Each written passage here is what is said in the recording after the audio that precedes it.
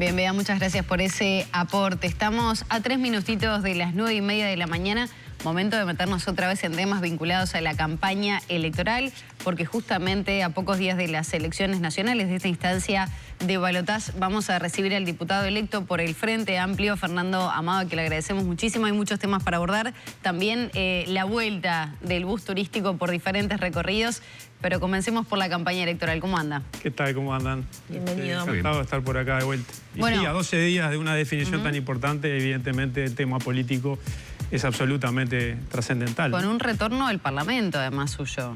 Sí, pero eso es lo de menos. ¿Cómo lo lleva? No, muy bien, evidentemente. ¿Estaba con ganas de volver? Sí, claro, cómo no. Es decir, uno tiene una vocación, evidentemente, de combate por las ideas, de lucha por las ideas y por construcción en el Parlamento, justamente. Vuelve en representación de otro partido ahora. Claro, pero lo que pasa es que en definitiva en mi caso, ustedes lo saben muy bien y la gente lo sabe muy bien, tiene que ver con la continuidad, pero más allá de eso, tiene que ver con la continuidad de una coherencia desde el punto de vista de seguir el lugar en donde uno puede representar mejor las ideas en las que cree, que en el caso personal y en el caso del sector nuestro son las ideas del vallismo, ¿no? Del viejo Valle Ordóñez, del vallismo progresista, de eso que venimos repitiendo en cada oportunidad que podemos, no solo reivindicándolo porque es algo que nos hace sentir muy orgullosos, sino porque creemos en su vigencia. A los colorados les molesta, ¿no?, que ahora se hable de vallismo desde el Frente Amplio. Los colorados no hablan de Valle Ordóñez. Es decir, hemos pasado una campaña... Ahí por supuesto, pero digo, más allá de eso, el candidato del Partido Colorado durante toda la campaña no habló de Valle Ordóñez. Creo que no le interesa.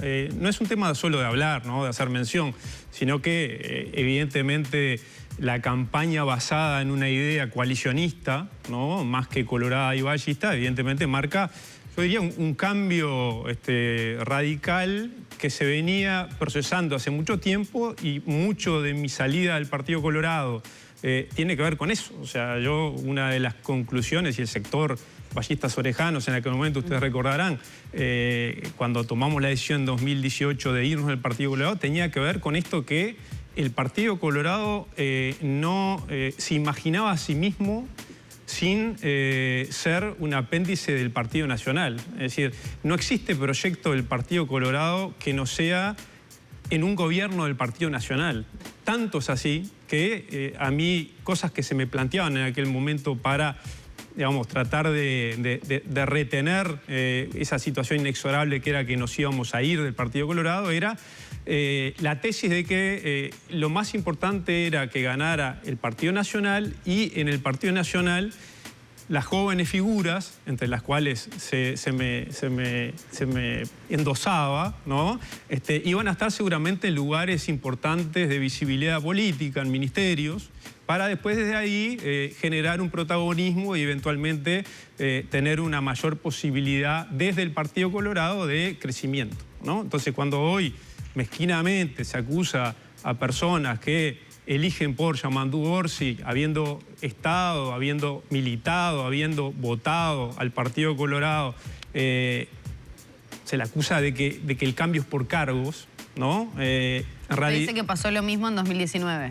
No, en 2018, antes de que nosotros tomáramos la decisión, que claramente era por ideas, era ideológica. No, pero digo, era a esa elección de 2019. Claro, lo que voy es que en realidad lo que se nos planteaba a nosotros, para que no nos fuéramos, era que estaba asegurada y la táctica, llamémosle, del Partido Colorado del futuro, del siglo XXI, para las nuevas generaciones, era que ganara el Partido Nacional, que era el que tenía que ganar, y que el Partido Colorado tuviera la posibilidad de tener cargos. Y en los cargos tener visibilidad a través de las gestiones en un ministerio, en un ente público, etcétera, y que eso después redundara en una ganancia para el Partido Colorado. Pero, a ver, creo que los episodios de los últimos días lo que muestran, incluso esto de haber planteado nada más y nada menos, ¿no?, que un pedido de expulsión a una persona que lo único que hace es decir, bueno, yo entre estas dos opciones, el Partido Colorado ya quedó afuera. O sea,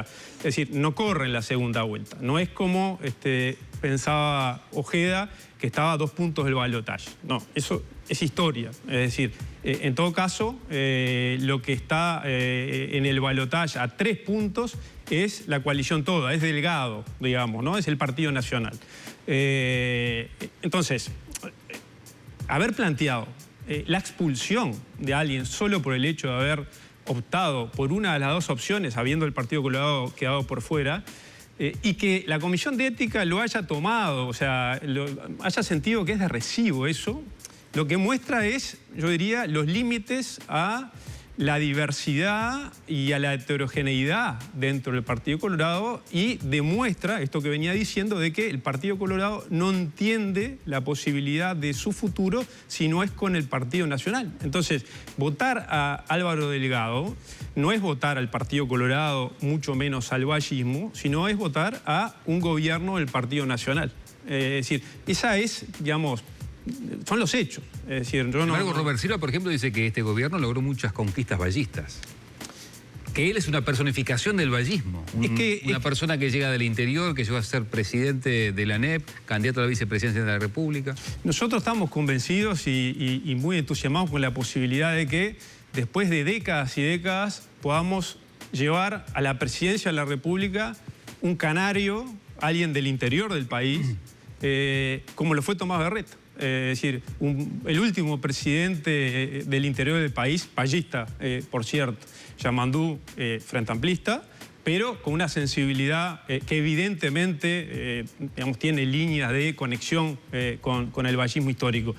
Robert Silva está bien que defienda esa visión de vallismo. Acá, evidentemente, hay una visión de vallismo que defienden los colorados orgánicos, los que están en el Partido Colorado, y hay una visión de vallismo que desde el 71, no es desde ahora, está fuera de la orgánica del Partido Colorado y fuera del Partido Colorado. ¿Alguien puede poner en tela de juicio? Incluso diría, llamen al doctor Sanguinetti, llamen, es decir, a figuras históricas, la condición de vallista de Selmar Michelini por haber ido a conformar el Frente Amplio. No está en discusión ni la de Álvaro Bayo ni la de Liber Seregni. Podríamos seguir con ejemplos a lo largo de todos estos... ¿En su opinión hoy hay más vallismo entonces en el Frente Amplio que en el Partido Colorado? Son vallismos distintos, ese es el tema. O sea, el Partido Colorado se vació del vallismo progresista del viejo Valle Ordóñez, aquel vallismo que era catalogado por los blancos, ¿no? De plaga, de cáncer, de aftosa en aquellos tiempos, ¿no? Es decir, los blancos planteaban de que había que erradicar al vallismo porque era el mal que aquejaba a la sociedad.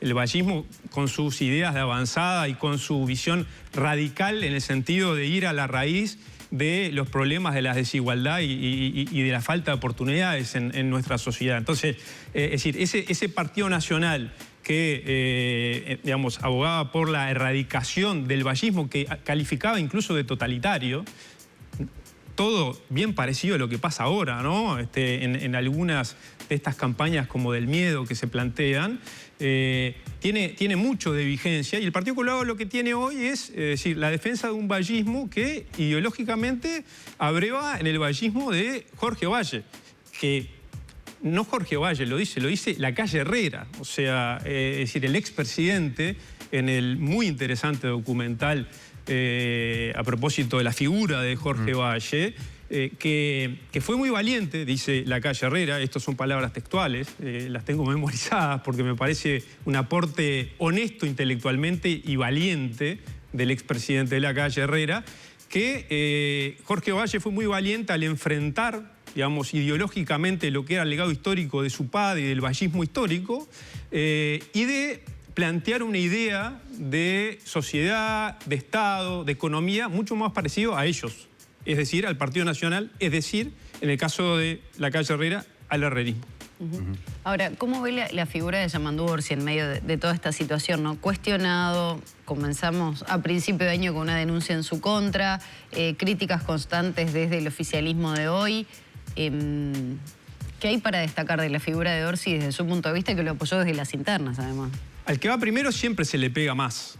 Eso es natural, es evidente. Es decir, siempre el que va atrás es un poco lo que tuvo, digamos, la característica de la campaña vinculado, en este caso, al Partido Colorado, en el caso concreto, a la personalización de la campaña en Andrés Ojeda, ¿no? Es decir, esto de tratar de no solo a través de este nuevo fenómeno que hemos vivido en esta campaña, de la política de esteroides, de inflar realidades, incluso yo diría casi que tergiversando o induciendo al error con esos spots diciendo estamos a 2 puntos del balotaje, etcétera, que parecían, para alguien que lo mirara de manera, digamos, no muy focalizada, parecían de un informativo, ¿no? Parecían un spot publicitario de un candidato.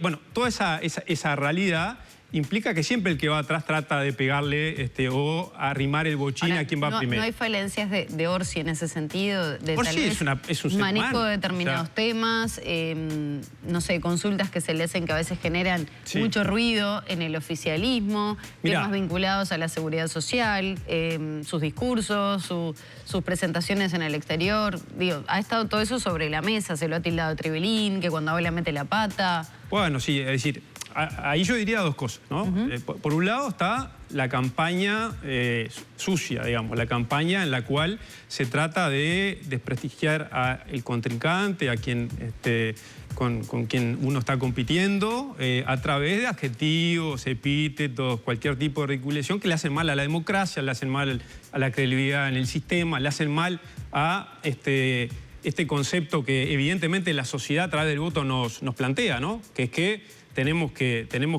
unir, tenemos que coordinar, tenemos que hablar, no nos dieron mayorías parlamentarias totales a ninguno, ¿no? Entonces, sea el gobierno que sea, hay que conversar, hay que dialogar, hay que llegar a acuerdos, ¿no? En algunos temas concretos. Entonces, es decir, nada tiene que ver con ese mandato que la ciudadanía nos ha dado. Por otro lado, obviamente que Yamandú es un candidato que su gran fortaleza es la prueba de la gestión, ¿no? Es decir, el haber gestionado un departamento como Canelones, que a veces hay gente que quiere como peyorativamente decir, bueno, es manejar un departamento. No, Canelones es de una complejidad tremenda y es un pequeño país dentro del Uruguay. Se habla mucho de las deudas que dejó, ¿no? Deudas puede haber, no digo que no, pero hay un Canelones que yo me acuerdo en el 2004, y me acuerdo con claridad meridiana, que era un departamento fundido.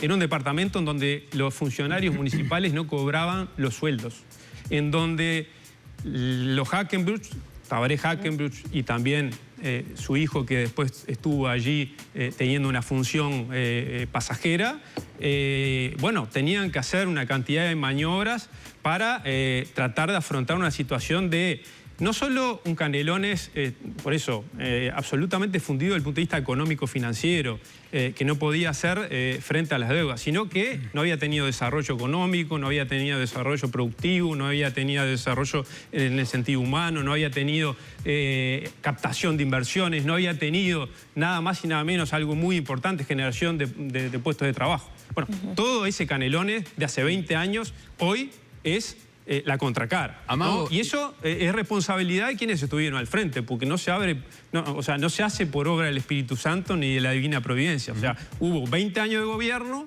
en donde 10 fueron de Carámbula, 9 de Yamandú Orsi, una misma orientación política, y hoy Canelones es uno de los departamentos, yo diría, modelo del país. Amado, todos coinciden que el próximo gobierno sí o sí va a tener que negociar y negociar mucho en el Parlamento Nacional. Entonces yo le planteo la siguiente hipótesis. Gobierno, por ejemplo, de Delgado, que envía un proyecto de ley con concepciones ballistas, si se quiere. Que a usted le convence el proyecto. ¿Usted qué va a hacer allí? ¿Va a hacerle caso a sus valores, a su principio de ballista orejano, o va a votar por disciplina partidaria con el Frente? Bueno, usted está planteando, Alfredo, hipótesis... que se pueden dar. Claro, se pueden dar, pero también son fruto de... No me diga que es laboratorio, porque efectivamente puede darse algún caso de algún proyecto social vinculado a... Es decir, proyecto, lo que es absolutamente imposible, porque se da de bruces con la propia esencia y la realidad de cómo piensa y cómo lleva adelante un partido político sus ideas, es que haya un proyecto con contenido ballista del ballismo que nosotros queremos representar en el Parlamento. Lo que puede pasar, sí, es que haya proyectos que atiendan contenidos que para nosotros puedan ser importantes, y en ese sentido yo creo que no Fernando Amado. O sea, allí va a estar el Frente Amplio, es decir, con grandeza moral. El aumento de las transferencias, por ejemplo, para las familias más vulnerables, la primera infancia, como está la propuesta de Álvaro Delgado. Es decir, lo que tenga que ver siempre con protección social, lo que tenga que ver siempre con, digamos, políticas o acciones políticas que sean en beneficio de las personas más débiles, es decir, nunca van a tener una mirada necia o mezquina. No, lo que pasa es que está la diferencia de enfoques, ¿no? Lo que pasa es que ya está planteado ahora en el tema está ahí. O sea, el tema está en la diferencia de enfoques desde el punto de vista estructural. O sea, una cosa es que tú tires una limosna de política social o con cariz social para tratar de contentar o tratar de conseguir un voto. Esa es una cosa. Otra cosa que tú me plantees una cosa seria, estructural, que abreve en lo que para nosotros es clave, que es evidentemente fortalecer fundamentalmente, después de todo lo que pasó en este quinquenio vinculado a la pandemia, y a la pandemia la traigo a colación porque, a ver, este gobierno, yo no soy crítico de cómo manejó la pandemia el gobierno. Sé que puede haber compañeros y compañeras que sí, ¿no? Es decir, hay distintas visiones. Yo creo que, en términos generales, es muy difícil encarar una situación como una pandemia de las características que tuvimos a nivel mundial, sin antecedentes. Entonces usted no caceroleó como pidió... ¿No caceroleó como pidió Pereira? No, yo no caceroleé. Yo lo que digo es, acá hay una realidad que el gobierno de la calle Pou, el gobierno blanco de la calle Pou, el gobierno herrerista de la calle Pou, en realidad logró, gracias al viento de cola, que ya por suerte todos conocen y manejan ese concepto con naturalidad, el viento de cola de la acumulación de políticas públicas de vallismo y progresismo a lo largo de la historia del Uruguay, que generó un Estado protector y una red, una malla de contención fenomenal desde el punto de vista sanitario, desde el punto de vista de la protección laboral, ¿no? Con una cantidad de leyes, etcétera, que vaya que pudo utilizar el ministro de Trabajo en plena pandemia. Lo sanitario, lo social. Bueno, la construcción de ese Estado es la antítesis de lo que es el sueño del Partido Nacional y de la ideología que enarbola la coalición multicolor. O sea, si hay un acuerdo total entre las diversas visiones de izquierda que hay en el Frente Amplio, es que creemos en el Estado como un amortiguador de la desigualdad y como una necesaria malla de protección social permanente y fundamentalmente para cuando hay situaciones concretas. Sí, dale. ¿Por qué no termina de integrar la orgánica del Frente Amplio si está tan convencido de esas ideas que las encuentra del vallismo progresista de José Valle Ordóñez y pretende no volver al Partido Colorado? ¿Por qué no se da de una vez por todas ese ingreso formal al Frente Amplio y termina siendo un partido que acompaña para estos procesos electorales? Primero, a ver, hay muchos sectores y partidos... Breve, porfa. Bueno, hay muchos sectores y partidos del Frente Amplio que no integran la orgánica.